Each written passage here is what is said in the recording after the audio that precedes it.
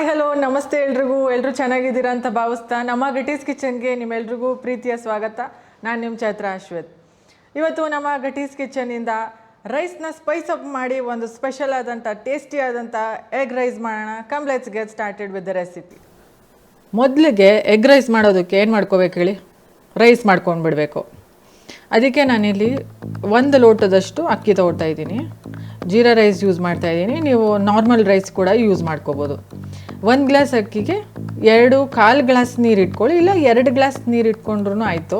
ಸ್ವಲ್ಪ ಪುಡಿಯಾಗೇ ಇರಬೇಕು ರೈಸು, ಹಾಗಾಗಿ.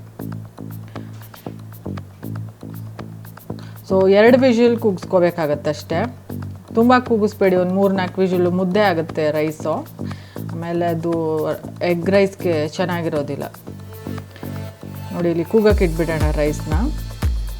ಇಲ್ಲಿ ಒಂದು ಕಡಾಯಿನಲ್ಲಿ ಸ್ವಲ್ಪ ಎಣ್ಣೆ ಹಾಕ್ಕೊಳ್ಳಿ. ಸ್ವಲ್ಪ ಕಾಯ್ದ ನಂತರ ಸಾಸಿವೆ, ಕಡಲೆಬೇಳೆ ಹಾಕ್ಕೊಂಡು ಚೆನ್ನಾಗಿ ಫ್ರೈ ಮಾಡ್ಕೊಳ್ಳಿ. ಮಾಮೂಲಿ ಒಗ್ಗರಣೆಗೆ ಹಾಕ್ತೀವಲ್ಲ ಅದೇ. ಸ್ವಲ್ಪ ಫ್ರೈ ಆದ ನಂತರ ಉದ್ದಕ್ಕೆ ಹೆಚ್ಚಿಟ್ಕೊಂಡಿರೋಂಥ 1 ಈರುಳ್ಳಿ ಹಾಕ್ಕೊಂಡ್ಬಿಡಿ. ನಾನಿಲ್ಲಿ 4ರಿಂದ 5 ಹಸಿರು ಮೆಣಸಿನ್ಕಾಯಿ ಹಾಕ್ಕೊಂಡು ಸ್ವಲ್ಪ ಕರ್ಬೇವಿನ ಸೊಪ್ಪು ಹಾಕೋತಾ ಇದ್ದೀನಿ. ನೀವು ಖಾರ ಜಾಸ್ತಿ ಬಳಸೋದಾಗಿದ್ರೆ ಇನ್ನೊಂದು 2 ಎಕ್ಸ್ಟ್ರಾ ಹಸಿರು ಮೆಣಸಿನ್ಕಾಯಿ ಹಾಕ್ಕೊಳ್ಳಿ. ಎಲ್ಲನೂ ಚೆನ್ನಾಗಿ ಫ್ರೈ ಮಾಡ್ಕೊಳ್ಳಿ.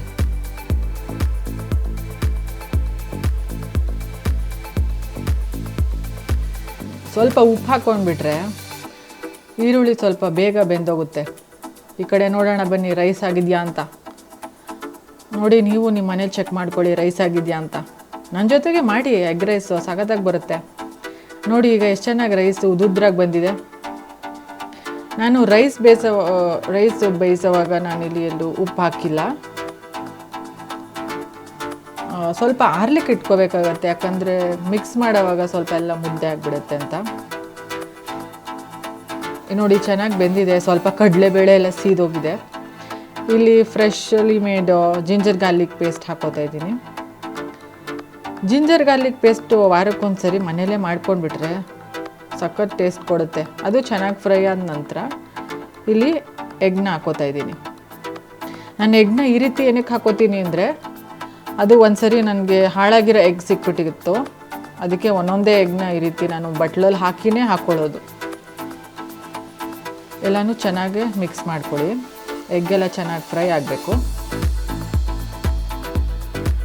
ಸ್ವಲ್ಪ ಮೆಣಸು ಪುಡಿ, ರುಚಿಗೆ ತಕ್ಕಷ್ಟು ಉಪ್ಪು ಹಾಕ್ಕೊಂಡು ಇನ್ನೊಂದು ಸರಿ ಚೆನ್ನಾಗಿ ಫ್ರೈ ಮಾಡ್ಕೊಳ್ಳಿ. ಎಗ್ಗೆಲ್ಲ ಚೆನ್ನಾಗಿ ಫ್ರೈ ಆಗಬೇಕಲ್ಲ.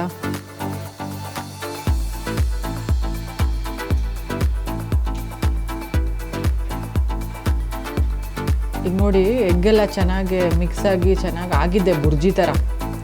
ಇದನ್ನೇ ನೀವು ಬೇಕಾದರೆ ಚಪಾತಿಗೂ ಯೂಸ್ ಮಾಡ್ಕೊಳ್ಬೋದು, ಎಗ್ ಬುರ್ಜಿ ಥರ, ರೈಸ್ ಇಲ್ಲದೇನೆ. ಸ್ವಲ್ಪ ಎಣ್ಣೆ ಬೇಕಿದ್ರೆ ಹಾಕ್ಕೊಳ್ಳಿ, ಅಕಸ್ಮಾತ್ ನೀವು ಜಾಸ್ತಿ ಎಣ್ಣೆ ಬಳಸೋರಾಗಿದ್ರೆ. ಇಲ್ಲಿ ಆರ್ಲಿಕ್ಕೆ ಇಟ್ಕೊಂಡಿದ್ವಲ್ಲ ರೈಸ್ನ, ಅದನ್ನು ಆ್ಯಡ್ ಮಾಡ್ಕೊತಾ ಇದ್ದೀನಿ. ಬೇಕಾದ್ರೆ ನೀವು ಸೇಮ್ ಮಿಕ್ಸ್ಚರ್, ಎಗ್ ಬುರ್ಜಿ ಮಿಕ್ಸ್ಚರ್ನ ನೀವು ಸ್ಯಾಂಡ್ವಿಚ್ಗೂ ಕೂಡ ಯೂಸ್ ಮಾಡ್ಬೋದು, ಸಖತ್ತಾಗಿರುತ್ತೆ. ನೋಡಿ, ಸ್ವಲ್ಪ ಮೀಡಿಯಮ್ ಫ್ಲೇಮ್ನಲ್ಲಿ ಎಲ್ಲನೂ ಚೆನ್ನಾಗಿ ಮಿಕ್ಸ್ ಮಾಡ್ಕೊತಾ ಇದ್ದೀನಿ, ರೈಸು ಮತ್ತು ಎಗ್ಗು ಮಿಕ್ಸ್ಚರ್ನ. ತುಂಬ ಪ್ರೆಸ್ ಮಾಡಿ ಈ ಥರ ಎಲ್ಲ ಮಾಡಿ ಮಿಕ್ಸ್ ಮಾಡೋಕ್ಕೆ ಹೋಗ್ಬಿಡಿ. ನೋಡಿ, ಒನ್ ಟರ್ನ್ ಆ್ಯಂಡ್ 1 ಫೋಲ್ಡ್ ಈ ಥರ ಮಾಡಿ. ಇಲ್ಲಾಂದರೆ ಸುಮ್ಮನೆ ಹಿಂಗೆ ಕಲಿಸ್ಬಿಟ್ರೆ ಅನ್ನ ಎಲ್ಲ ಫುಲ್ ಮುದ್ದೆ ಆಗೋಗ್ಬಿಡುತ್ತೆ. ಇದಕ್ಕೆ ಸ್ವಲ್ಪ ಜಾಸ್ತಿ ಎಣ್ಣೆ ಹಾಕ್ಕೊಂಡ್ರೆ ಚೆನ್ನಾಗಿರುತ್ತೆ. ಎಲ್ಲ ಚೆನ್ನಾಗಿ ಮಿಕ್ಸ್ ಮಾಡಿ. ನನಗೆ ಸ್ವಲ್ಪ ಮೆಣಸು ಪುಡಿ ಸಾಲಿಲ್ಲ, ಅದಕ್ಕೆ ಸ್ವಲ್ಪ ಹಾಕ್ಕೋತಾ ಇದ್ದೀನಿ.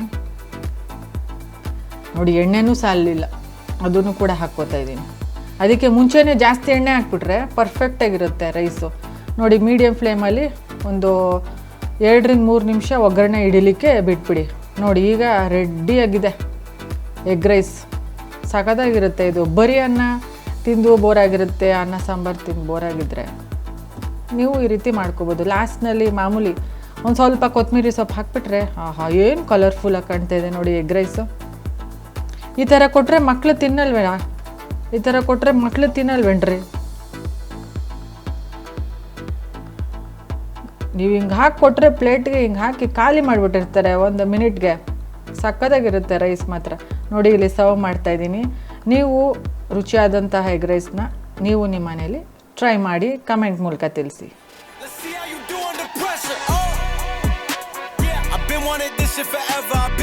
ನೋಡಿದ್ರಲ್ಲ ಎಷ್ಟು ಸುಲಭವಾಗಾಯಿತು ಎಗ್ ರೈಸ್. ತುಂಬ ರುಚಿಯಾಗಿರುತ್ತೆ. ನೀವು ನಿಮ್ಮ ಮನೆಯಲ್ಲಿ ಈ ಒಂದು ರೆಸಿಪಿನ ಟ್ರೈ ಮಾಡ್ತೀರಾ ಅಂತ ಭಾವಿಸ್ತೀನಿ. ಪ್ರತಿ ಬುಧವಾರ ಹಾಗೆ ಶುಕ್ರವಾರ ಹೊಸ ವೀಡಿಯೋಸ್ನ ರಿಲೀಸ್ ಮಾಡ್ತೀವಿ ಯೂಟ್ಯೂಬ್ನಲ್ಲಿ. ದಯವಿಟ್ಟು ಅದನ್ನು ನೋಡ್ತೀರಾ ಅಂತ ಭಾವಿಸ್ತೀವಿ. ಸೊ ಮುಂದಿನ ವಿಡಿಯೋದಲ್ಲಿ ಹೊಸ ರೆಸಿಪಿಯೊಂದಿಗೆ ಸಿಗುವ. Until then, happy cooking, happy eating and keep smiling. ನಮಸ್ತೆ.